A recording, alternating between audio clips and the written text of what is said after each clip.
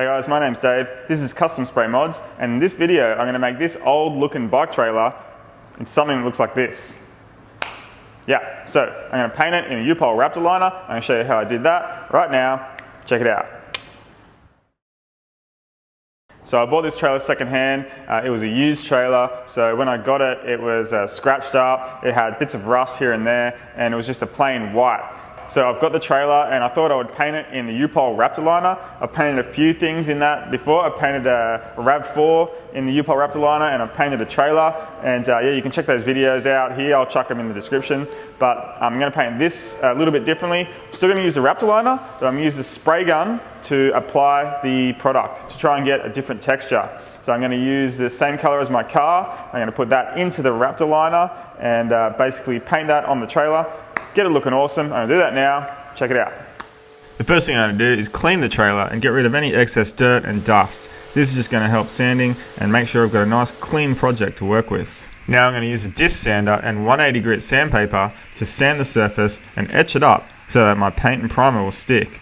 I'm also hand sanding all the hard to reach areas that I can't get to with a disc sander. Now I'm going to clean it with wax and grease remover to get rid of any residue from the sandpaper.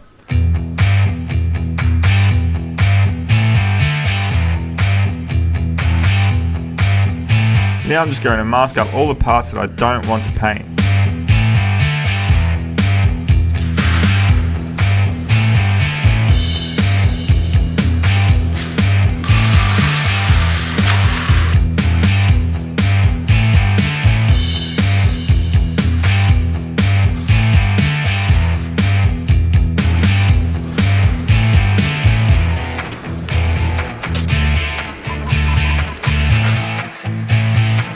Because I have some bare metal showing, I'm going to spray some 2K etch primer.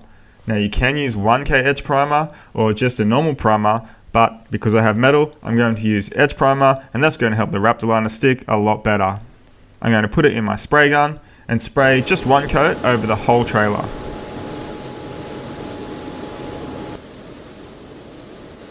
The etch primer goes over bare metal, but it also goes over a painted surface. It has rust inhibiting properties so that if you do spray it over metal, it's not going to rust.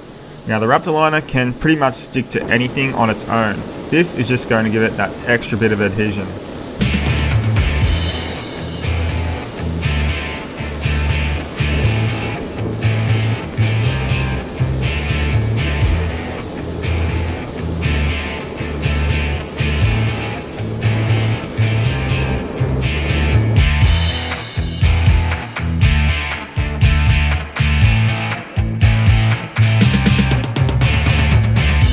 Now that I've got the etch primer down, I'm going to think about the colour that I'm going to spray this in. Because I've got this ute, I'm going to spray the Raptor Liner the same colour as the ute, so I need to get the paint code. On this particular car, the paint code is in the door jamb on a plate. And as you can see where it says colour, the paint code is K21. Now that I've got the paint code, I need to mix up the paint. I'm going to use 2K base coat. Now it's not 2K, it's just base coat suitable for 2K clear.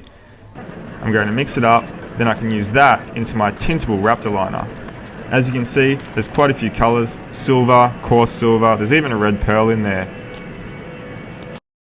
So I've got the Raptor Liner, and this is the tintable version. So it's like a clear colour, almost white in colour. The Raptor Liner is 2K, so you need to mix a hardener with it. It comes with a mixing cup and instructions, so it makes it really easy. All you need to do is fill the mixing cup up to the line with hardener, pour it into the tub, give it a shake, and then you can spray it. Because I've got the tintable one, I'm going to add 100 ml of tint to every bottle, then shake it up, then I'm ready to spray. Now in the past I've used a proof coat gun or an underbody gun to spray the Raptor Liner, and that gives quite a thick spaced out coating. But for this job I'm going to use a spray gun. This has a 3.5mm nozzle, so it's designed for spraying spray putty, and upon testing it, I found that it's going to give me a finer texture, and yeah, I'm going to go with that, see how it looks.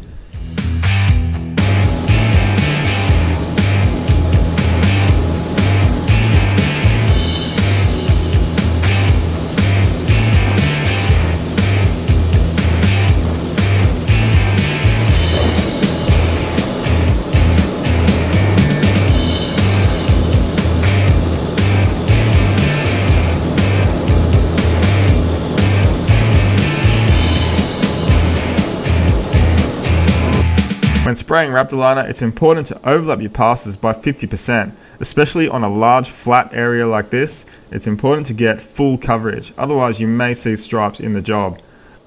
I'm using the AZ3 Air Gunza with a 3.5mm tip, and I'm running about 45 psi.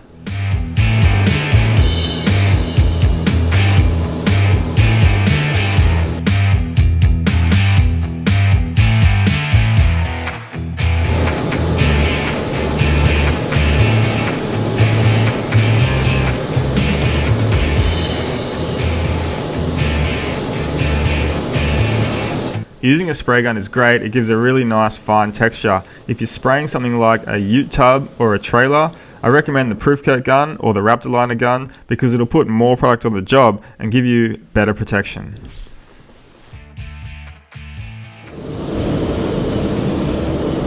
Now that I've done the first coat, I'm going to go back over the whole job and go again with the Raptor Liner, but at a different direction. This way I'll try and eliminate any stripes in the finish and I'll get a nice even coverage.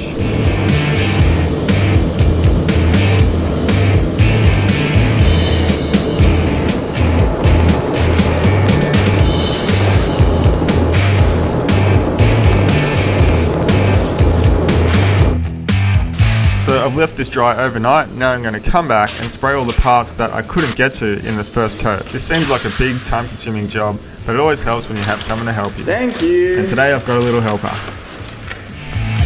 What about here? To this bit. Yeah, there, yeah.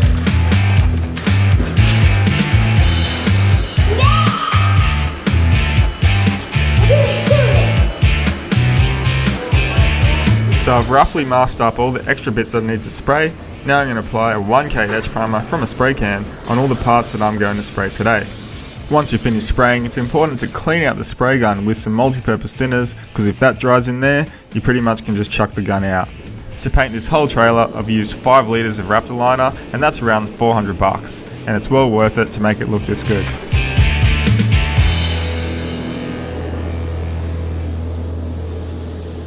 Now I've left it to dry overnight. Now it's all finished, and